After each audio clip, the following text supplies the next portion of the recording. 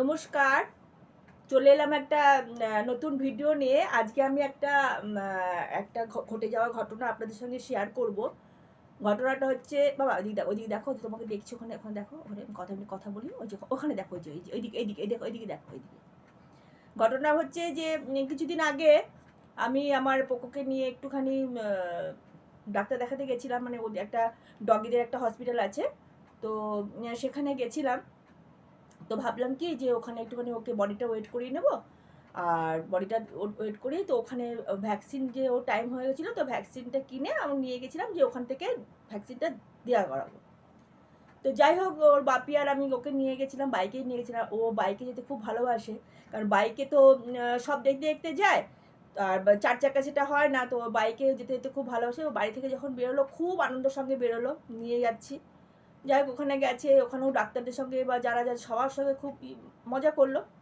ডাক্তারবাবু ওয়েট করলো, করে ভ্যাকসিনটা দিয়েছে। দেওয়ার পরে যখন আমি ওকে বাড়িতে নিয়ে আসছি, তো কিছুটা রাস্তা আসার পরে দেখতে পাচ্ছি ও চুপচাপ হয়ে গেছে। তা আমি ভাবলাম হয়তো এই টাইমটা ঘুমায়, তো ঘুমাচ্ছে, তা আমি ওই জন্য কোনো কিছু ভাবিনি। কিছুটা আবার আসার পরে দেখছি বমি করে দিচ্ছে, তো আমার চুড়িদারটা পুরো ভিজে গেল বমিতে।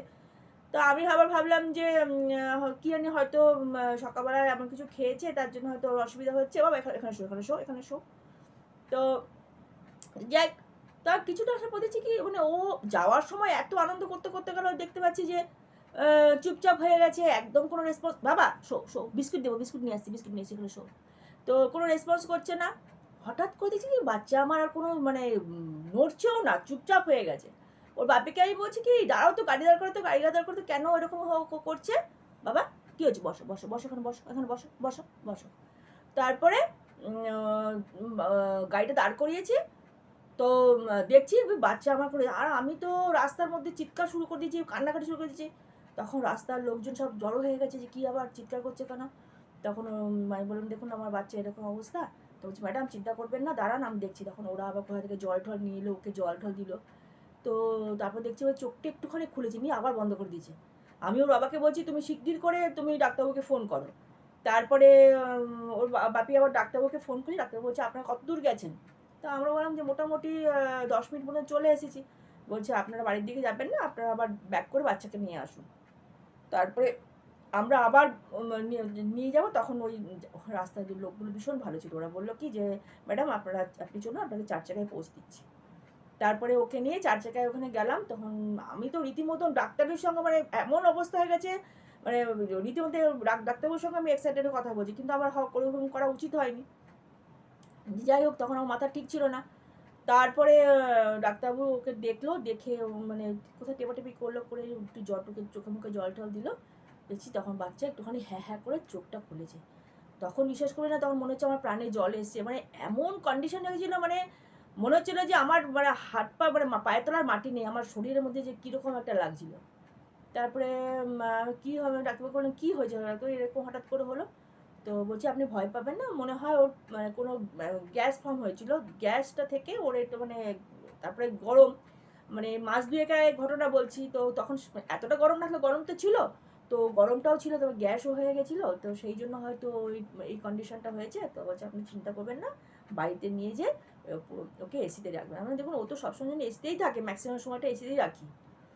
তো এই যে ঘটনাটা ঘটেছে, মানে বিশ্বাস করবে না, সেদিনকের ঘটনা মানে আমার কাছে বিভীষিকা। মানে আমি মানে চিন্তা করতে পারি না, মানে এখনো ওই দিনকার চিন্তা করি না যে ওই রাস্তার মধ্যে যে আমি যেভাবে চিৎকার করেছিলাম না, ওর বাপি এখনো বলে যে তুমি যেমন পাগলের মধ্যে চিৎকার করছো, কত তুমি জানো কত লোক জড়ো হয়ে গেছিলো। তাই আমি বললাম যে সেই সময় যে আমার মাথা ঠিক ছিল না, আমি যে ওইভাবে চিৎকার করেছি আমার মাথা ঠিক ছিল না, যে আমার বাচ্চাটা হঠাৎ করে ওই রাস্তা দিয়ে নিয়ে গেলাম, এত হাসতে হাসতে এই লোকজন দেখতে দেখতে গেল, হঠাৎ করে বাচ্চার এরকম কী করে হলো। তো আর আমার সবসময় ডাক্তারবাবুর উপরে আমার রাগ হচ্ছিলো যে কী জানি কী হলো। তখন ডাক্তারবাবু আমাকে বোঝালেন, বললেন দেখুন এইসব ভয় পাবেন না। তো যাই হোক, এই ঘটনাটা আপনাদের সঙ্গে শেয়ার করলাম। মানে আমি ভাবি তাই যে এদের যদি কিছু হয়ে যায় না, যে কি পরিস্থিতি হবে, আমি একটা সময় তাই চিন্তা করি। তো যাই হোক, যাদের কাছে ডগি আছে, যারা মা, তারা তো বুঝবেন যে আজকে মানে আমি যে ঘটনাটা বললাম, সত্যি সত্যি আজকে মাদের কী পরিস্থিতি হয়। এই যে এখন ফলস প্রেগনেন্সি হয়েছে 2 দিন ধরে, রাত্রেবেলা আমি ঘুমাতে পারছি না। ও কী করছে, সমানে আমার ওই দেখছেন না কোলের মধ্যে এসে ঢুকছে। ও জানে যে মার কাছে গেলে মা আমাকে ছ্যাক করে দেবে, মা আমাকে আরাম দেবে। তো তো সেটা ও বুঝছে, ওই জন্য ও আমার কাছেই দৌড়ে দৌড়ে আসছে। তো মা তো মাই হয় না, কি বলবো আর। এই ঘটনাটা আমার সঙ্গে ঘটেছে, তাই আমি ভাবলাম যে না আপনাদের সঙ্গে শেয়ার করি।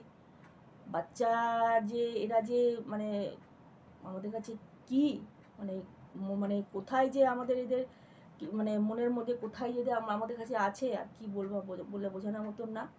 যাই হোক, আমার ভিডিওটা কেমন লাগলো, যদি ভালো লাগে অতি অবশ্যই কমেন্ট করবেন, শেয়ার করবেন। আপনাদের কমেন্টের আশায় রইলাম। আজ এইটুকুই, নমস্কার। নেক্সট ভিডিও নিয়ে আবার আসবো। নমস্কার।